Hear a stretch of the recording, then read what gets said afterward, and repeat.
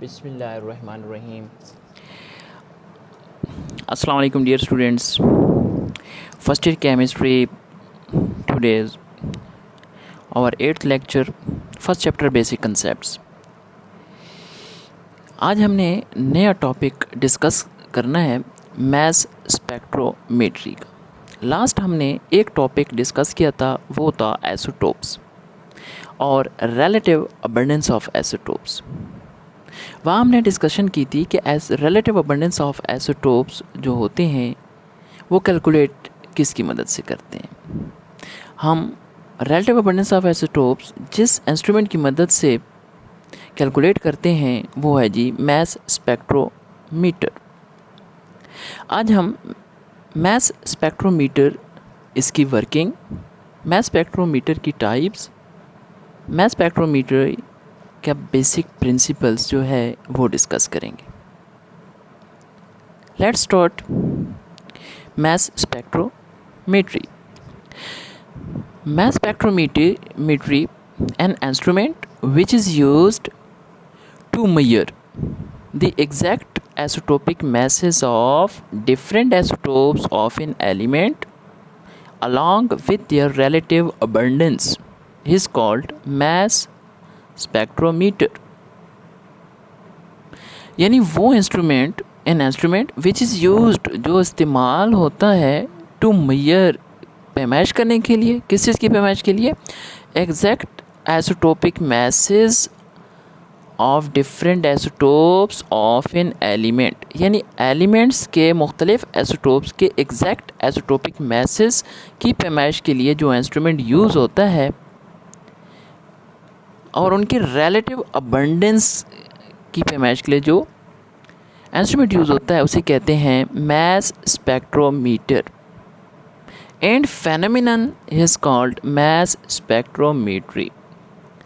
और जो phenomenon है उसको हम मैस स्पेक्ट्रोमेट्री कहेंगे।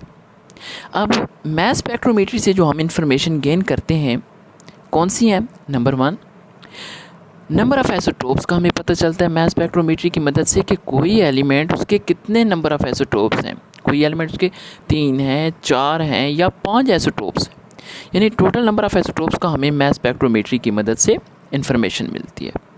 सेकंड थिंग जो हमें इंफॉर्मेशन मिलती है वो है जी exact isotopic masses. Exact element के जो एग्जैक्ट आइसोटोपिक मैसेस भी मैस स्पेक्ट्रोमेट्री की मदद से हमें पता चलता है।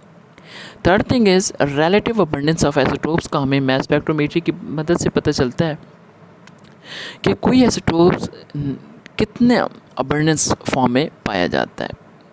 ये तीनों information, number of isotopes, exact isotopic masses और रिलेटिव अबंडेंस की इन्फॉर्मेशन हमें मैस स्पेक्ट्रोमेट्री की मदद से मिलती है। अब हम डिस्कस करेंगे types of mass spectrometry. There are 2 types of mass spectrometer. First one is Aston's mass spectrometer, second one is Dempster mass spectrometer. Now we will discuss both spectrometers one by one। First mass spectrometer जो है वो है Aston's mass spectrometer. एस्ट्रॉन्स mass spectrometer was designed by Aston's सेजान, जिसने mass spectrometer को design किया था, उसी बेस पे इसको एस्ट्रॉन्स मैस स्पेक्ट्रोमीटर का नाम दिया गया। Second, it is used only for gaseous substances. ये इसकी लिमिटेशन है। एस्ट्रॉन्स मैस स्पेक्ट्रोमीटर की ये लिमिटेशन है कि ये सिर्फ it is only used for the analysis of gaseous substance, यानी एस्ट्रॉन्स मैस स्पेक्ट्रोमीटर की मदद से हम किसी लिक्विड या सॉलिड को एनालाइज नहीं कर सकते, बल्कि सिर्फ ये गैसियस सब्सटेंसेस की मदद से एनालाइज किए जा सकते थे। Thirdly, it separates isotopes on the basis of masses, यानी ये आइसोटोप्स को मैसेस की बुनियाद पे क्या करता है जी, आइसोटोप्स को सेपरेट करता है। डेम्स्टर मैस स्पेक्ट्रोमीटर को अब डिस्कस करेंगे, इसको मॉडर्न मैस स्पेक्ट्रोमीटर भी कहेंगे। डेम्स्टर मैस स्पेक्ट्रोमीटर डिज़ाइंड बाय डेम्स्टर ने डेम्स्टर मैस स्पेक्ट्रोमीटर को डिज़ाइन किया, इसी बेस पे इसको भी डेम्स्टर मास स्पेक्ट्रोमीटर के नाम से जाना जाता है। It is use for solid substances, यानी डेम्स्टर मास स्पेक्ट्रोमीटर जो है इसको हम सॉलिड सब्सटेंसेस को एनालाइज करने के लिए इस्तेमाल करते हैं। इसकी सबसे बड़ा एडवांटेज ये है कि डेम्स्टर मास स्पेक्ट्रोमीटर को हम solid substances, liquid substances and gaseous substances, तीनों सब्सटेंसेस को एनालाइज करने के लिए यूज़ कर सकते हैं। इसी बेस पे इनको मॉडर्न मास स्पेक्ट्रोमीटर भी कहा जाता है। It separates isotopes on the basis of M/E value. ये इसका सबसे बड़ा एज है कि ये आइसोटोप्स को सेपरेट करता है किस बेस पे? On the basis of mass to charge value base पे, M/E वैल्यू बेस पे ये आइसोटोप्स को सेपरेट करने का काम करता है। अब हम डिस्कस करेंगे principle of mass spectrometer. Book में जो मेंशन है ये डेम्स्टर मास स्पेक्ट्रोमीटर का ही प्रिंसिपल है। इसको इस वजह से मॉडर्न मास स्पेक्ट्रोमीटर भी कहा जाता है। प्रिंसिपल है जी डेम्स्टर मास स्पेक्ट्रोमीटर का, दिस सब्सटेंस इज फर्स्टली वेपोराइज्ड। सबसे पहले जो सब्सटेंस होता है उसको क्या करते हैं जी? वेपोराइज्ड करते हैं। वेपोराइज्ड करने के बाद then ionised with the help of high energy beam of electron. Substance को फर्स्टली वेपोराइज्ड करते हैं, उसके बाद आयोनाइज्ड करते हैं। किसकी मदद से करते हैं? High energy beam of electrons की मदद से उनको आयोनाइज्ड करते हैं टू फॉर्म पॉजिटिव आयंस, और इसके एज ए रिज़ल्ट हमें पॉजिटिव आयंस मिलते हैं। These positive ions are separated on the basis of M/E value.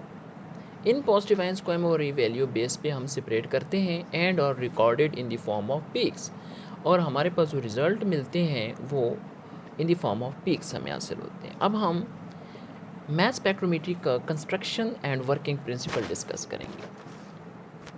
Construction आपके सामने डायग्राम है जी। इसमें ये पोर्शन इंजेक्शन पोर्शन कहलाता है। यहाँ पे हीटर लगा होता है।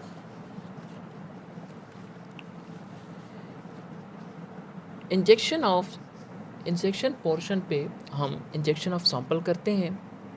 That sample might be in liquid state, solid state और गैसियस स्टेट में हो सकता है।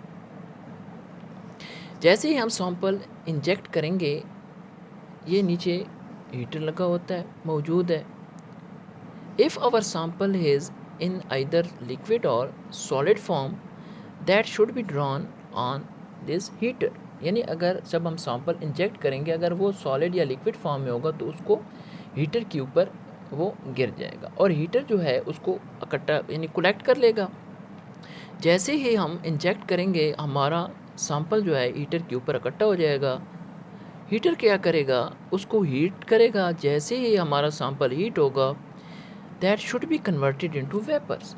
हीट होने के बाद सैंपल क्या हो जाएगा? वेपर्स में कन्वर्ट हो जाएगा, और वेपर्स यहाँ पे क्या हो जाएंगी जी? कलेक्ट हो जाएंगे, जमा हो जाएंगे। उसके बाद इसको हम कह सकते हैं कि ये यहाँ पे क्या होती है जी? वोलेटिलाइजेशन होती है। वोलेटिलाइजेशन पोर्शन है ये वाला जी।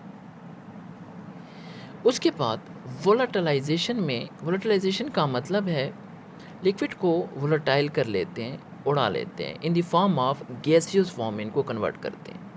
अब इस वोलेटिलाइजेशन पोजीशन पे हम प्रेशर जो रखते हैं वो रखते हैं 10⁻⁻6 टू 10⁻⁻7 टॉर्क प्रेशर रखते हैं। उसके बाद ये जो गैसेस फॉर्म में वेपर मौजूद हैं, ये आयोनाइजेशन चैम्बर की तरफ मूव करेंगे। यहाँ पे ये कैथोड रेज़ हैं। ये कैथोड जो है रे, ये नीचे की तरफ मूव करेंगे, और यहाँ पे पॉजिटिव प्लेट मौजूद है जो उसको अपनी तरफ, यानी जब हम इसको करंट देंगे तो यहाँ पे जो इसके फ्री इलेक्ट्रॉन्स हैं वो एक साइड स्टेट में हो जाएंगे और वो यहाँ से इजेक्ट होंगे। जब इजेक्ट होंगे तो सामने हमने एक पोटेंशियल प्रोवाइड किया हुआ है जो उसको अपनी तरफ अट्रैक्ट करेगा। अट्रैक्ट करने के नतीजे में ये ऊपर से नीचे यानी फॉल करते रहेंगे।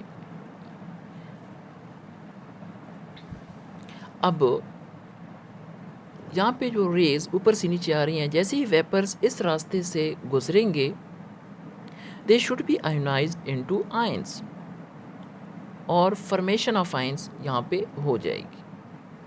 और मोस्टली जो हमारे आयंस बनते हैं वो पॉजिटिव आयंस बनते हैं।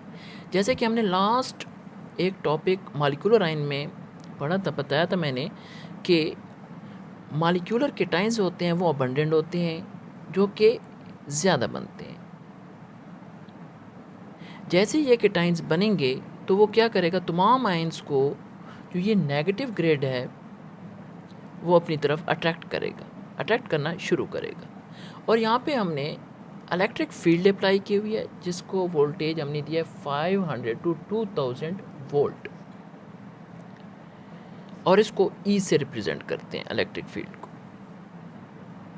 Electric field is also known as accelerator, इसको नेगेटिव ग्रेड भी कहते हैं और इसको इलेक्ट्रिक फील्ड भी कहते हैं। अब इलेक्ट्रिक फील्ड क्या करता है, ये आयंस को एक्सेलरेट करता है। अगर हम इनको लो वोल्टेज देंगे, इलेक्ट्रिक फील्ड यानी लो वोल्टेज देंगे, तो इन आयंस की स्पीड स्लो होगी, और अगर हम इनको हाई वोल्टेज देंगे तो इनकी स्पीड क्या होगी, तेज़ होगी। दूसरे लफ्ज़ों में यानी ये एक्सेलरेट करेगा। अब ये आयंस एक्सेलरेट होके यहाँ तक पहुँच जाते हैं जी। नेक्स्ट ये मोनोक्रोमेटर से होते हुए मैग्नेटिक फील्ड तक पहुँचते हैं। जब ये आयंस इलेक्ट्रिक फील्ड से होते हुए मैग्नेटिक फील्ड तक पहुँच जाते हैं तो ये डेविएट होगा, ये सीधा नहीं जाएगा, बल्कि नॉर्थ एंड साउथ पोल इनको सीधा नहीं जाने देगा, बल्कि इसको क्या करेगा जी, डेविएट करेगा परपेंडिकुलरली। जैसे ये डेविएट होंगे तो ये डायरेक्टली इलेक्ट्रोमीटर के ऊपर आ जाएंगे, और इलेक्ट्रोमीटर के ऊपर ये क्या हो जाएंगे, इकट्ठे हो जाएंगे। इलेक्ट्रोमीटर को हम आयन कलेक्टर भी कहते हैं, डिटेक्टर भी कहते हैं। अब इलेक्ट्रिक फील्ड ने क्या किया, यहाँ पे इलेक्ट्रिक फील्ड ने इन आयंस को एक्सेलरेट किया। मैग्नेटिक फील्ड ने क्या किया, इन आयंस को डेविएट किया। और इलेक्ट्रोमीटर ने क्या किया, इन आयंस को कलेक्ट किया। अब मैं यहाँ थोड़ा सा मैथमेटिकल कंसेप्ट जो है वो एक्सप्लेन करता चलूँ। ये मैथमेटिकल कंसेप्ट है हमारे पास, M/E बराबर है equal to H² R² 2E। यहाँ पे M/E हमारे पास क्या चीज़ है, मैस ओवर चार्ज। H क्या है जी, strength of magnetic field, A क्या है, स्ट्रेंथ ऑफ इलेक्ट्रिक फील्ड, और R क्या है जी, देखिए आयंस जो ये रेडियस ऑफ कर्वेचर होता है। देखिए आयंस जो यहाँ पर आते हैं वो दो तरह के आयंस आते हैं। एक आयन यहाँ पे आएगा वो यकदम डेविएट होगा, जैसे फॉर एग्जांपल ये आयन है फॉर एग्जांपल, वो यकदम डेविएट होगा। और एक दूसरा आयन होता है जो यकदम डेविएट नहीं होता, बल्कि वो देर से डेविएट होगा।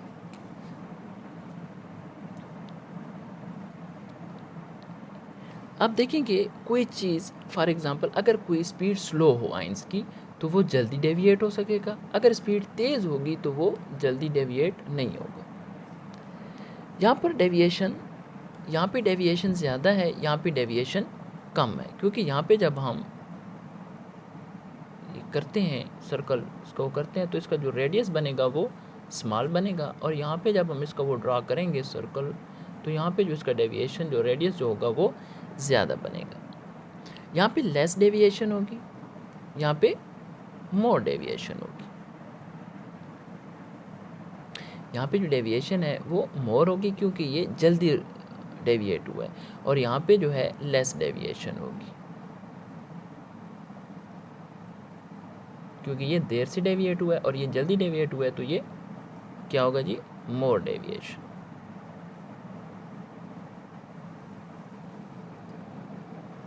क्लियर। मैं अब यहाँ पे आर की वजाहत करता चलूँ इसको हम सर्कुलर पाथ भी कहते हैं, रेडियस ऑफ कर्वेचर भी कहते हैं। आर को हम क्या करते हैं,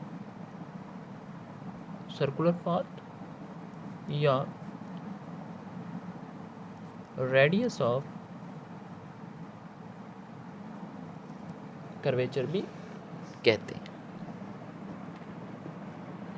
आर क्या चीज़ है, अगर हम इसको कर्व पर ये जो सर्कल है जो वो ड्रा करते हैं तो ये जो इसका बनेगा ये होगा रेडियस ऑफ कर्वेचर। यानी यहाँ पे जो हमने सर्कल ड्रा किया तो यहाँ पे ये जो है इसका क्या है जी, रेडियस ऑफ कर्वेचर है। More has the deviation, smaller is the radius of curvature. अब देखिए यहाँ पे मोर डेविएशन हुई है तो ये स्मॉलर रेडियस ऑफ कर्वेचर बना है। यहाँ पे लेस डेविएशन शो हुई है, देर से डेविएशन शो हुई है तो यहाँ पे लार्ज रेडियस ऑफ कर्वेचर बना है। तो यहाँ पे जो रेडियस है वो इन्वर्सली प्रोपोर्शनल है मैग्नेटिक फील्ड के, यानी रेडियस इन्वर्सली प्रोपोर्शनल होगा किसके, डेविएशन के। हम इसको ये भी कह सकते हैं। अब हम जब इलेक्ट्रिक फील्ड और रेडियस ऑफ कर्वेचर का मुआवजा करेंगे, कंपैरिजन करेंगे, तो इसका हम ये इस तरह करेंगे कि अगर इलेक्ट्रिक फील्ड कम होगा तो स्पीड ऑफ आयंस क्या होगी, कम होगी, और अगर इलेक्ट्रिक फील्ड ज़्यादा होगा तो स्पीड ऑफ आयंस भी ज़्यादा होगी। Less magnetic field, smaller radius of curvature होगा। मोर इलेक्ट्रिक फील्ड तो मोर रेडियस ऑफ कर्वेचर बनेगा। यानी ये एक दूसरे के डायरेक्टली प्रोपोर्शनल है, डायरेक्ट रिलेशन में है। अब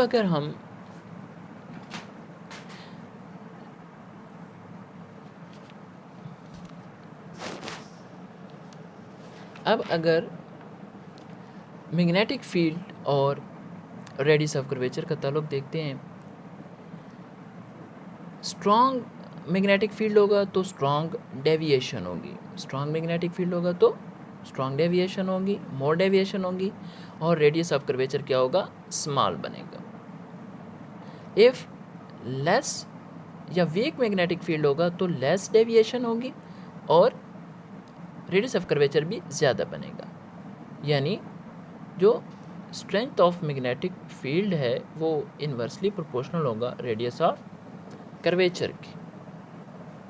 is it clear?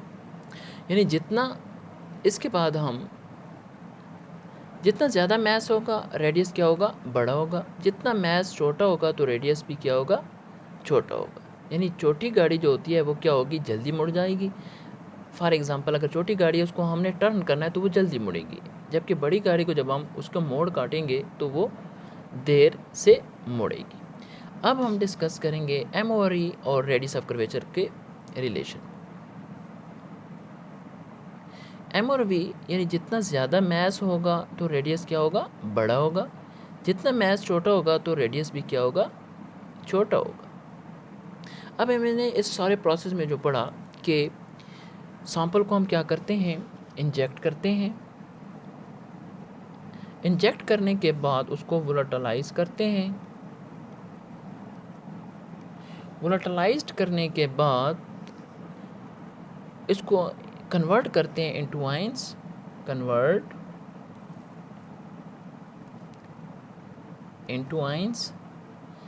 Electric field की मदद से आयंस को क्या करेंगे, एक्सलरेट करेंगे। उसके बाद ये मैग्नेटिक फील्ड की मदद से, मैग्नेटिक फील्ड की मदद से डेविएशन होगी,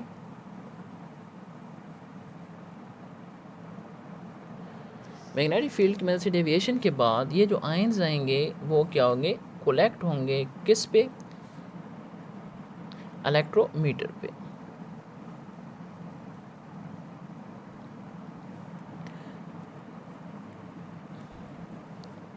अब जितने आयंस ज़्यादा आएंगे इलेक्ट्रिक फील्ड उतना ज़्यादा करंट जनरेट करेगा, और जितने आयंस कम आएंगे इलेक्ट्रिक फील्ड उतना कम करंट जनरेट करेगा। अगर मैं अब यहाँ पे ग्राफ की मदद से एक्सप्लेन करूँ तो एक्स एक्सिस पे मास नंबर,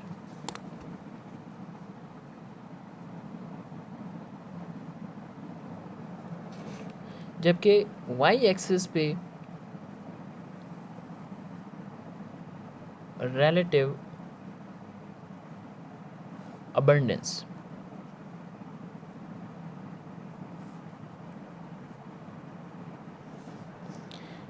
तो यहाँ पे हमें 3 पीक्स हासिल होंगी। एक बड़ी पीक नियॉन की 20 की 92% यहाँ पे शो होगा, जबकि दूसरा 21 की एसीटोप की 0.26%, और जो दूसरा है उसकी पीक थोड़ी ज़्यादा होगी, कितनी होगी 8.82% 22 एसीटोप की। 22 इसका मतलब है कि नियॉन का जो 20 एसीटोप था वो ज़्यादा मकदार में था, तो उससे करंट ज़्यादा जनरेट हुआ और उसकी पीक एम्पलीफाई हुई ज़्यादा, जबकि 22 एसीटोप जो था उसमें आइंस की एसीटोप्स की तादाद मकदार जो थी आइंस वो कम थी, तो उससे कम जनरेट पैदा हुआ और लाइन जो है वो ज़रा छोटी बनी, पीक ड्रा हुई। और जो 21 एसीटोप था उसमें जो नियॉन के जो एसीटोप्स की मकदार बहुत कम थी, तो उसकी मन्यूट सी पीक 0.26% तक अपीयर हुई। अब अगर हम मॉडर्न टेक्निक में जाते हैं, जो डिटेक्ट करेगा डिटेक्टर, उसके बाद एम्पलीफिकेशन होगी, एम्पलीफाई होगा जो ये पीक ज़ाहिर हुई हैं, एम्पलीफायर उनको बड़ा करके दिखाएगा, फिर रिकॉर्डर इस्तेमाल होते हुए रिकॉर्डर क्या करेगा, रिज़ल्ट पीक्स की फॉर्म में हमें देगा, और जो रिज़ल्ट्स हमें पीक्स की फॉर्म में हासिल होंगे उसको मास स्पेक्ट्रम कहते हैं। ये चीज़ जो है ये क्या है जी, मास स्पेक्ट्रम है। अब हम थोड़ी सी दोबारा एक्सप्लेन करते जाएं स्टेप बाय स्टेप कि वेपोराइज़र जो होता है, फर्स्ट स्टेप वेपोराइज़र में substance is converted into vapours. ये सब्सटेंस जो है उसको वेपर्स में कन्वर्ट करते हैं। Pressure of the vapours kept very low. Pressure यहाँ पे जो है वेपर्स का बहुत कम रखते हैं, 10 की power raise to power -6 to 10 की रेज पावर -7 रखते हैं। लो प्रेशर, यहाँ पे क्वेश्चन रेज होता है कि लो प्रेशर क्यों रखते हैं। लो प्रेशर की वजह जो वेपर्स बनते हैं वो सारे मटेरियल एक्सपेंड हो जाता है। लो प्रेशर की मदद से ये जो वेपर्स बनते हैं वो एक्सपेंड हो जाते हैं, या हम कहते हैं कि वो स्कैटर्ड हो जाते हैं। जब स्कैटर्ड होंगे तो सारे मॉलिक्यूल्स बिल्कुल सेपरेट हो जाएंगे। जब इलेक्ट्रॉनिक बम्बार्डमेंट इन पर होगी तो ये, यानी यहाँ पे जो इलेक्ट्रॉनिक बम्बार्डमेंट होगी इन पर जो होती है, तो ये मॉलिक्यूल अपने आयंस में इजीली क्या हो जाएंगे, कन्वर्ट हो जाते हैं। इस वजह से यहाँ पे जो प्रेशर है वो हम क्या रखते हैं, लो रखते हैं। Second is step is ionisers. Vapours are converted into positive ions. यहाँ पे जो वेपर्स बनते हैं उनको हम कन्वर्ट करते हैं पॉजिटिव आयंस में, किसकी मदद से, by passing high energy beam of electrons की मदद से। यानी जब गैसियस मॉलिक्यूल के साथ इलेक्ट्रॉन्स की बम्बार्डमेंट इलेक्ट्रॉन से टकराएंगे तो इनसे इलेक्ट्रॉन नॉकआउट कर लेंगे, और एक इलेक्ट्रॉन ये और एक इससे जो इलेक्ट्रॉन निकालेंगे तो टू इलेक्ट्रॉन हमें हासिल होंगे, और साथ में ये मॉलिक्यूलर आयन हमें मिलेगा। उसके बाद जो थर्ड स्टेप है वो है एक्सीलरेटर का। एक्सीलरेटर, ये एक्सीलरेटर का स्टेप है। इलेक्ट्रिक फील्ड इसमें पोटेंशियल जो रखते हैं वो डेल्टा वी बराबर है इक्वल टू 500 टू 2000 वोल्ट रखते हैं। अप्लाई करते हैं बिटवीन परफोरेटेड प्लेट्स, किस लिए, to accelerate the ions. Ions को एक्सेलरेट करने के लिए यहाँ पे 500 टू 2000 वोल्टेज इन बिटवीन दिया जाता है, ताकि आयंस जो बनते हैं यहाँ पे वो क्या हो जाएं, एक्सेलरेट हो जाएं। उसके बाद स्टेप है एनालाइज़र का। अच्छा, यहाँ पे मोनोक्रोमेटर भी यूज़ हुए हैं, स्लिट्स, एक में पैरेलल मुतवाज़ी स्लिट है और एक में परपेंडिकुलर स्लिट है। ये मोनोक्रोमेटर स्लिट्स का मकसद है कि ये जो आयंस जो होंगे एक्सेलरेटर से होते हुए ये सिंगल बीम में शो करें, और जो मैग्नेटिक फील्ड पे पहुंच के फिर वो डेविएशन शो करेगा। एनालाइज़र क्या करेगा जी, ions are passed through a magnetic field of strength H, magnetic field of strength को H से ज़ाहिर करते हैं। It separates ions on the basis of M/E value, और इस तरह हम आयंस जो होते हैं मैस M/E वैल्यू बेस पे सेपरेट कर लेते हैं। ये था वर्किंग प्रिंसिपल, जिसमें स्टेप फर्स्ट वेपोराइजर्स था, फिर आयोनाइजर्स था, फिर एक्सेलरेटर, फिर एनालाइजर्स। ये working principle of mass spectrometer था। अगर मेरा लेक्चर पसंद आया हो तो काइंडली लाइक कीजिएगा, शेयर कीजिएगा, मेरा चैनल सब्सक्राइब कीजिएगा और press bell icon to get new lectures. Thank you. अल्लाह हाफिज़।